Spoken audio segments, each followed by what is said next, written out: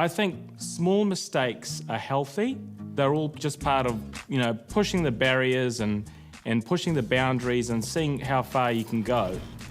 I'm Nick Katsoulis. I'm from St. Pierre's Sushi, and we retail seafood, sushi, and complimentary Japanese food as well. We knew we wanted to open a business, and all we knew was what our father had taught us, which was running a fish shop.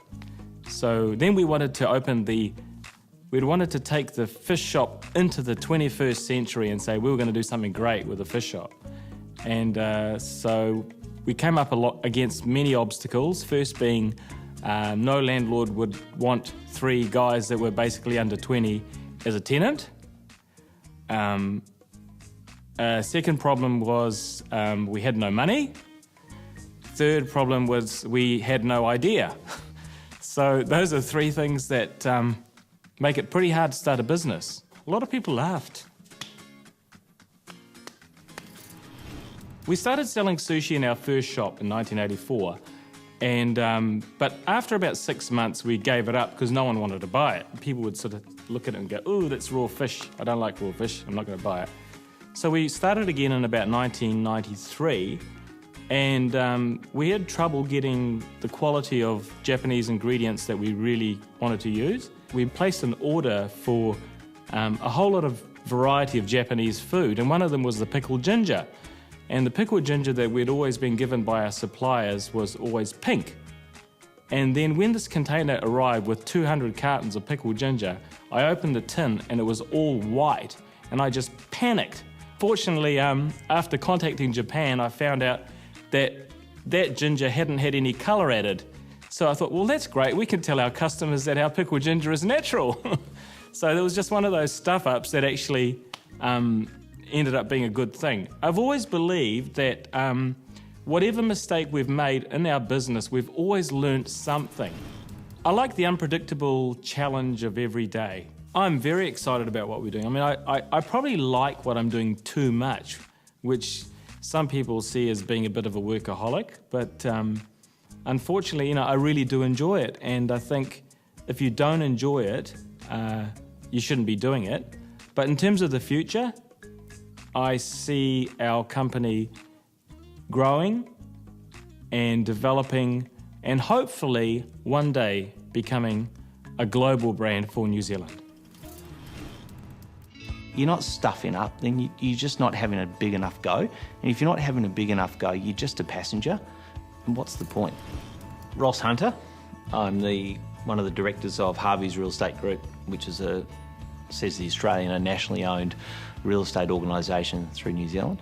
What drove me to get into real estate, and once I realised that, yeah, this is working, was simply the fact everybody talks about taking control of their own future, their own destiny, and whatever cliched sort of sentence you want to throw into that. And what I worked out, it's one of the industries that it really is absolutely your own destiny in your own hands, because everyone talks about money as being income. To me, it's outcome. It's what you get out, and with real estate, it's absolutely directly proportional. What you put in is what you're going to get out. We had a major monumental opportunity, which we purchased a group in Wellington, and it really put a big footprint for us. It was a major acquisition, and it was a lot of money involved. So my partner and I, we purchased this group, and we thought, wow, and it just sent ripples throughout the industry, because a lot of people tried to get a footprint in Wellington and couldn't. Bang, we were there. The fundamental stuff up that we did is the person we put in place to run it, they didn't have equity in the position. Their care factor was quite low. It was just a job for them. It all fell to custard, and the whole thing disintegrated. It cost us millions. In hindsight, what we should have done was from day one, either the person that went down there had an equitable position in the whole thing and said, right, I've got equity in this, so therefore I've got to make it work, and therefore they were part of the outcome. We should have, in hindsight, either done that or put in place a board for that, just for that business unit from day one. That person was, all the strategic plan was set, the measures, the accountability were in place, and they had to perform to that. Single piece of advice: have an absolute, unmitigated, crystal clear vision of what you want, just clear as the new dawn of the day. Back yourself to the hilt, because nobody else will, and just go forth. And probably the fourth thing in that is plan, plan, plan, plan, and when you're sick of planning, plan more. If you're not really love what you do and you're not passionate about it, there's no way you can be enthusiastic. And to me, enthusiasm is such a key ingredient to put on the table, because you can't buy it, you can't sell it, you've either got it or you haven't.